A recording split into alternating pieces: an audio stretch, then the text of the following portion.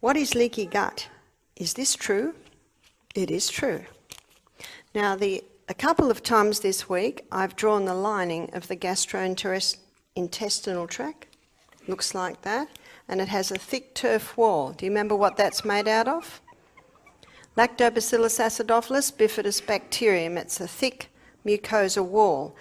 And when that wall starts to break down, basically that's leaky gut, because that thick mucosa wall has 4 functions. One is it's responsible for the final breakdown of the food.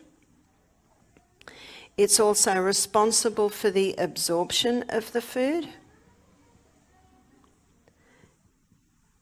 This gut flora is responsible for protecting the blood against any harmful pathogens, and it nourishes the little cells that line the gastrointestinal tract. The little cells that line the gastrointestinal tract, they're basically made down here, they travel up, and every 3 to 5 days away they go. So every 3 to 5 days the cells that line the gastrointestinal tract are remade. So if that gut lining breaks down, what would break it down? Antibiotics, the contraceptive pill, statin drugs, cortisone,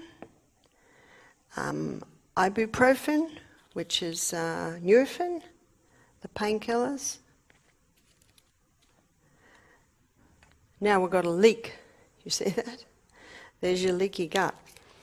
And here's the blood in here. So here's the gastrointestinal tract. The food's coming down, it gets broken down, and then it comes in to get through and into the blood. So how do you heal that? Number 1, there are 3 foods that are like kerosene to a fire in here, and that is the hybridized wheat and dairy and refined sugar. Now there's something else, and with some people that aren't responding, this is what you question. Is there any exposure to mold? Is there any exposure to chemicals? And is there any exposure to heavy metals? Number 2, probiotic, and this should be taken 3/4 of an hour before breakfast. 3/4 of an hour before breakfast, you take a probiotic supplement. And that allows the probiotic to go way, way, way, way down to where you want it.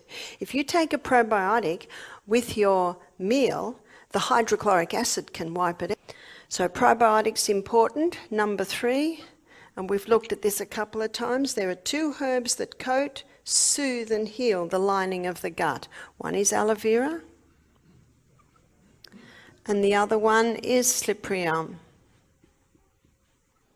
And I think I told you about the man from Kenya, that by the end of the week, his ulcerative colitis had calmed right down, no more bleeding from the bowel, no more pain in a couple of days, bowel movements calmed right down, and that was the slippery elm 4 times a day.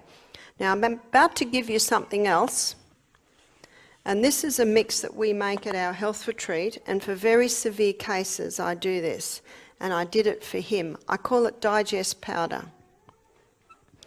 And digest powder, you can make it yourself by just getting the herbs. So it's 8 part slippery elm, and that's the coat, soothe, lining, healing. 1 part myrrh. Myrrh is a gum resin, and myrrh is a strong antimicrobial and healer. 1 part golden seal. Golden seal is king of tonics to all mucous membranes.